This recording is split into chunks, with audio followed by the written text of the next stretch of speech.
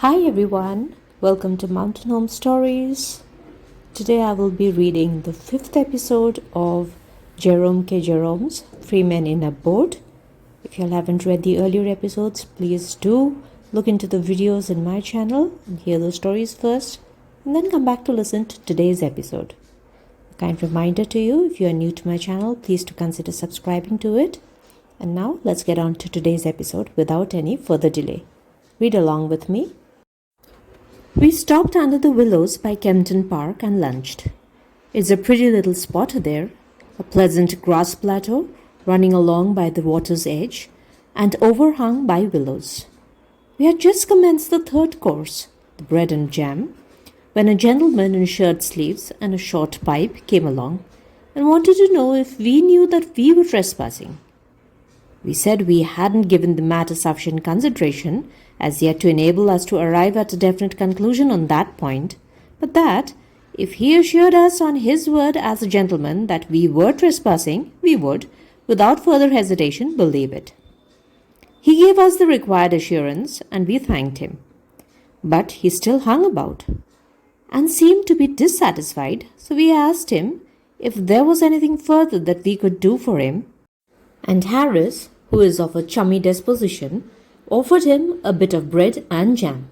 I fancy he must have belonged to some society sworn to abstain from bread and jam, for he declined it quite gruffly, as if he were vexed at being tempted with it, and he added that it was his duty to turn us off.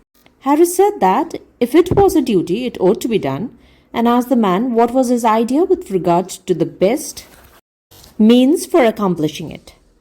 Harris is what you would call a well-made man of about number 1 size and looks hard and bony, and the man measured him up and down and said he would go and consult his master and then come back and chuck us both into the river. Of course, we never saw him any more, and of course, all he really wanted was a shilling. There are a certain number of riverside roughs who make quite an income during the summer by slouching about the banks and blackmailing weak-minded noodles in this way. They represent themselves as sent by the proprietor. The proper course to pursue is to offer your name and address and leave the owner, if he really has anything to do with the matter, to summon you and to prove what damage you have done to his land by sitting down on a bit of it. But the majority of people are so intensely lazy and timid that they prefer to encourage the imposition by giving in to it rather than put an end to it by the exertion of a little firmness.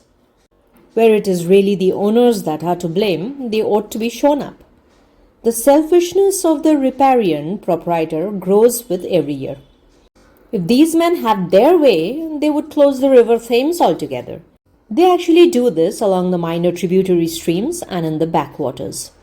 They drive posts into the bed of the stream and draw chains across from bank to bank and nail huge notice boards on every tree. The sight of those notice boards rouses every evil instinct in my nature. I feel I want to tear each one down and hammer it over the head of the man who put it up until I have killed him, and then I would bury him and put the board up over the grave as a tombstone. I mentioned these feelings of mine to Harris, and he said he had them worse than that. He said he not only felt he wanted to kill the man who caused the board to be put up, but that he should like to slaughter the whole of his family and all his friends and relations and then burn down his house. This seemed to me to be going too far, and I said so to Harris, but he answered, "Not a bit of it. Serve them all jolly well right, and I'd go and sing comic songs on the ruins."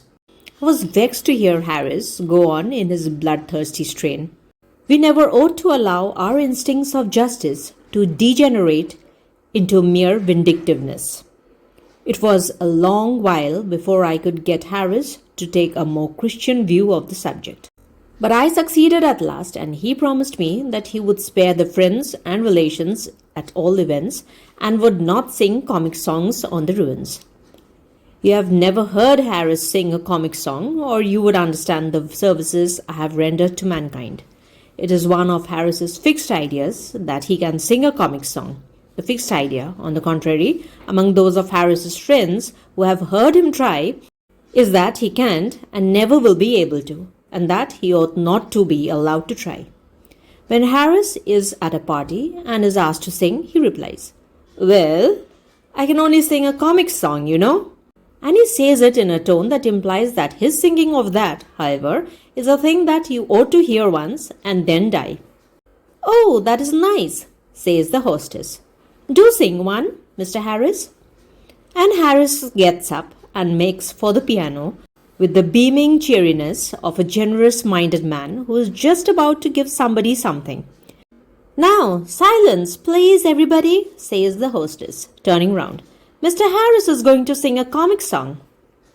"Oh, how jolly," they murmur, and they hurry in from the conservatory and come down from the stairs and go and fetch each other from all over the house and crowd into the drawing room and sit round all smirking in anticipation.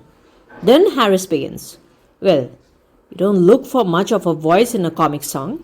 You don't expect correct phrasing or vocalization. You don't mind if a man does find out when in the middle of a note that he is too high and comes down with a jerk. You don't bother about time. You don't mind a man being 2 bars in front of the accompaniment and easing up in the middle of a line to argue it out with the pianist and then starting the verse afresh. But you do expect the words. You don't expect a man to never remember more than the first 3 lines of the first verse and to keep on repeating these until it is time to begin the chorus. You don't expect a man to break off in the middle of a line and snigger and say, "It's very funny," but he is blessed if he can think of the rest of it and then try and make it up for himself and afterwards suddenly recollect it when he has got to an entirely different part of a song and break off without a word of warning to go back and let you have it then and there. You don't. Well, I will just give you an idea of Harris's comic singing and then you can judge of it for yourself. Harris, standing up in front of piano and addressing the expectant mob. "I'm afraid it's a very old song, you know. I expect you all know it, you know. But it's the only thing I know. Is the judge's song out of Pinafore?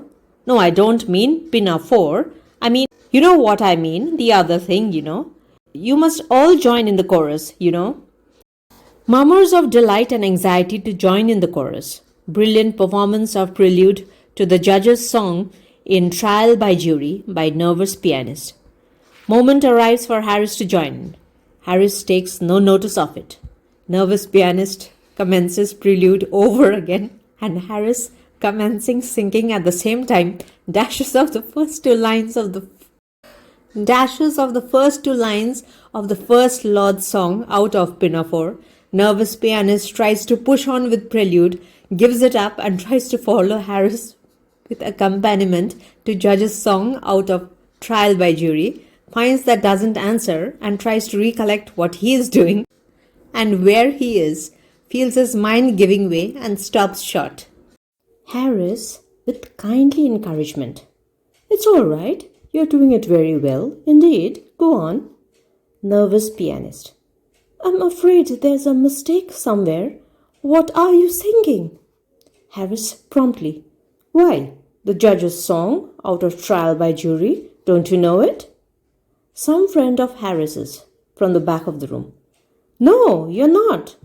You chucklehead. You're singing that Admiral song from Pinafore."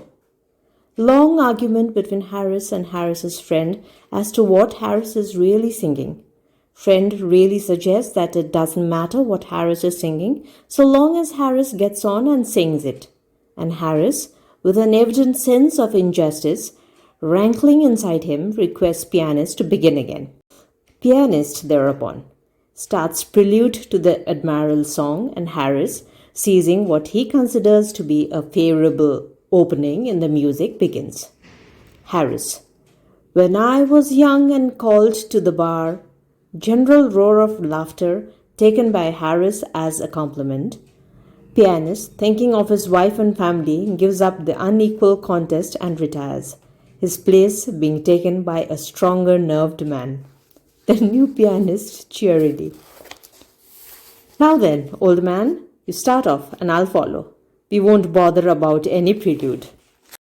Harris, upon whom the explanation of matters has slowly dawned, laughing.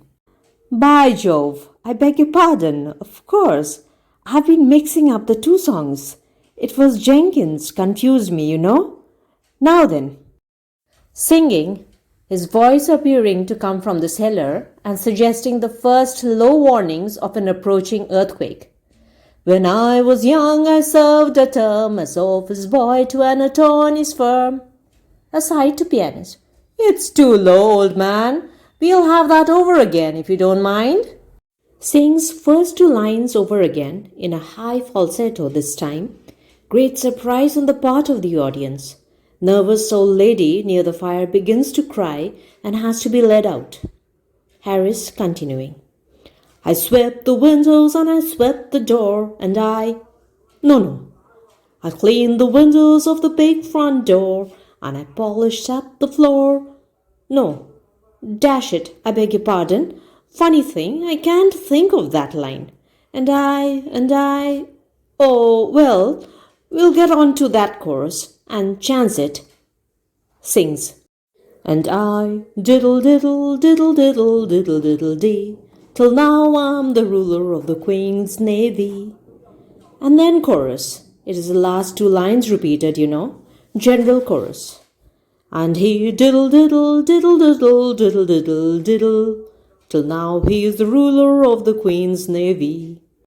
And Harris never sees what an ass he is making of himself, and how he is annoying a lot of people who never did him any harm. He honestly imagines that he has given them a treat and says he will sing another comic song after supper.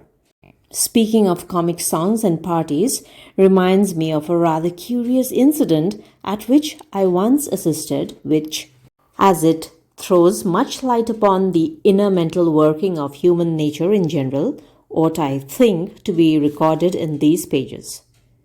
We were a fashionable and highly cultured party. We had on our best clothes, and we talked pretty, and were very happy, all except two young fellows, students just returned from Germany, commonplace young men, who seemed restless and uncomfortable, as if they found the proceedings slow. The truth was, we were too clever for them. Our brilliant but polished conversation and very high-class tastes were beyond them. They were out of place among us. They never ought to have been there at all. Everybody agreed upon that later on. We played Moxu from the old German masters. We discussed philosophy and ethics. We flirted with graceful dignity. We were even humorous in a high-class way. Somebody recited a French poem after supper and we said it was beautiful. And then a lady sang a sentimental ballet in Spanish and 11 made one or two of us weep. It was so pathetic. And then those two young men got up and asked us if we had ever heard Herslausen Boschen, who had just arrived and was then down in the supper room, sing his great German comic song. None of us had heard it that we could remember. The young men said it was the funniest song that had ever been written and that, if we liked, they would get Herslausen Boschen, whom they knew very well, to sing it. They said it was so funny that when Herslausen Boschen had sung it once before the German Emperor, he, the German Emperor, had to be carried off to bed. They said nobody could sing it like Herslausen Boschen. He was so intensely serious all through it that you might fancy he was reciting a tragedy, and that, of course, made it all the funnier. They said he never once suggested by his tone or manner that he was singing anything funny. That would spoil it. It was his air of seriousness, almost of pathos, that made it so irresistibly amusing. We said we yearned to hear it, that we wanted a good laugh, and they went downstairs and fetched Herslausen Boschen. He appeared to be quite pleased to sing it, for he came up at once and sat down to the piano without another word. "Oh, it will amuse you, you will laugh," whispered the two young men, as they passed through the room and took up an unobtrusive position behind the professor's back. Herslausen Boschen accompanied himself. The prelude did not suggest a comic song exactly. It was a weird, soulful air. It quite made one's flesh creep. But we murmured to one another that it was the German method and prepared to enjoy it. I don't understand German myself. I learned it at school but forgot every word of it 2 years after I had left, and I have felt much better ever since. Still, I did not want the people there to guess my ignorance, so I hit upon what I thought to be rather a good idea. I kept my eye on the two young students and followed them. When they tittered, I tittered. When they roared, I roared. And I also threw in a little snigger all by myself now and then, as if I had seen a bit of humor that had escaped the others. I considered this particularly artful on my part. I noticed as the song progressed that a good many other people seemed to have their eyes fixed on the two young men as well as myself. These other people also tittered when the young men tittered and roared when the young men roared. And as the two young men tittered and roared and exploded with laughter pretty continuously all through the song, it went exceedingly well. And yet the German professor did not seem happy. At first, when we began to laugh, the expression of his face was one of intense surprise, as if laughter were the very last thing he had expected to be greeted with. We thought this was funny. We said his earnest manner was half the humor. The slightest hint on his part that he knew how funny he was would have completely ruined it all. As we continued to laugh, his surprise gave way to an air of annoyance and indignation, and he scowled fiercely round upon us all, except upon the two young men who, being behind him, he could not see. That sent us into convulsions. We told each other that it would be the death of us, this thing. The words alone, we said, were enough to send us into fits, but added to his mock seriousness, it was too much. In the last verse, he surpassed himself. He glowered round upon us with a look of such concentrated ferocity that, but for our being forewarned as to the German method of comic singing, we should have been nervous, and he threw us a wailing note of agony into the weird music that, if we had not known it was a funny song, we might have wept. He finished amidst a perfect shriek of laughter. We said it was the funniest thing we had ever heard in all our lives. We said how strange it was that, in fact, of things like these, there should be a popular notion that the Germans hadn't any sense of humor. And we asked the professor why he didn't translate the song into English so that common people could understand it and hear what a real comic song was like. Then Herr Boschen got up and went on awful. He swore at us in German, which I should judge to be a singularly effective language for that purpose, and he danced and shook his fists and called us all the English he knew. He said he had never been so insulted in all his life. It appeared that the song was not a comic song at all. It was about a young girl who lived in Harz Mountains and who had given up her life to save her lover's soul, and he died and met her spirit in the air, and then, in the last verse, he jilted her spirit and went on with another spirit. I'm not quite sure of the details, but it was something very sad, I know. Herr Boschen said he had sung it once before the German emperor, and he, the German emperor, had sobbed like a little child. Herr Boschen, said it was generally acknowledged to be one of the most tragic and pathetic songs in the German language.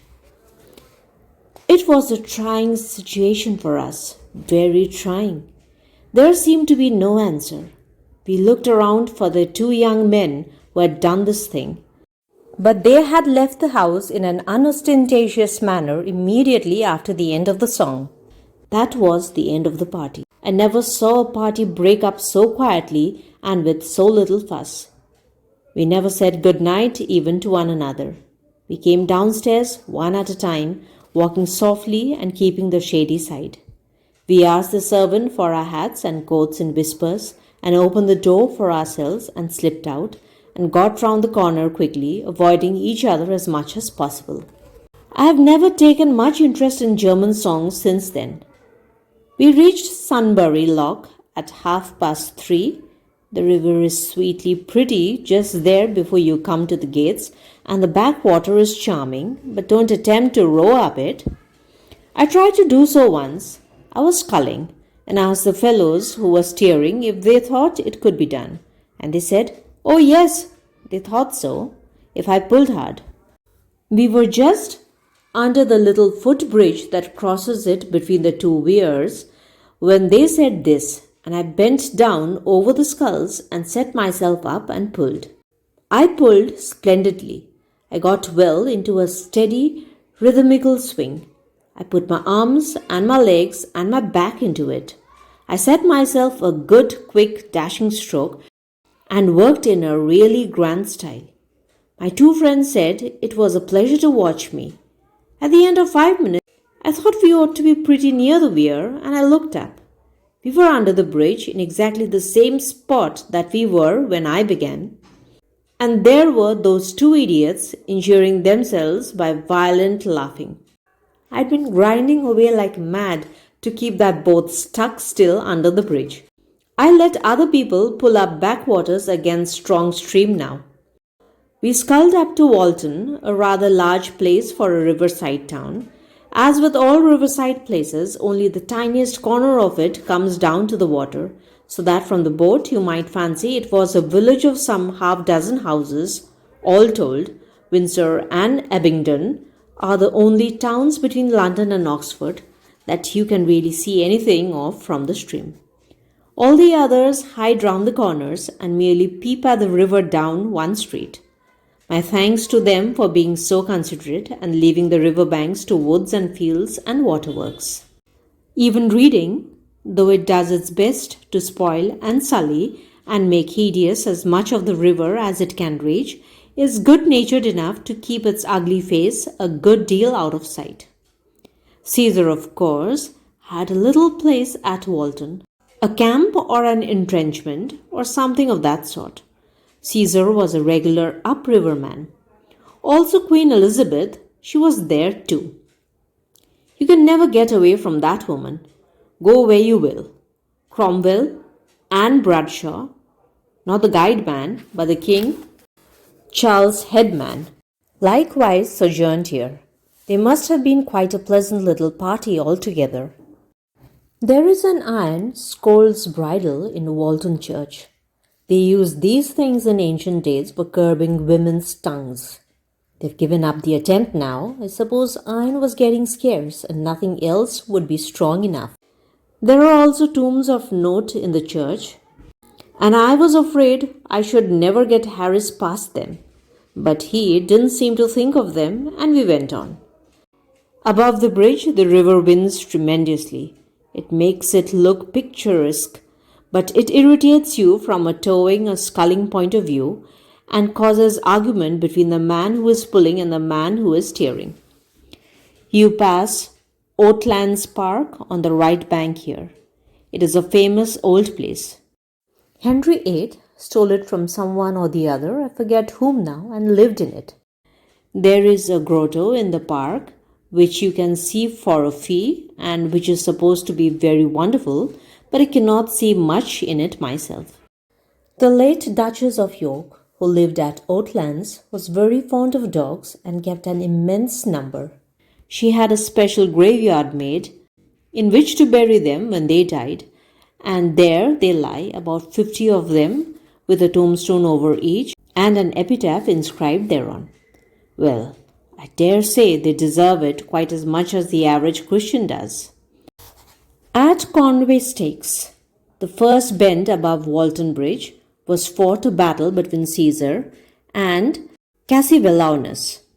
Cassivellaunus had prepared the river for Caesar by planting it full of stakes and had, no doubt, put up a notice board. But Caesar crossed in spite of this.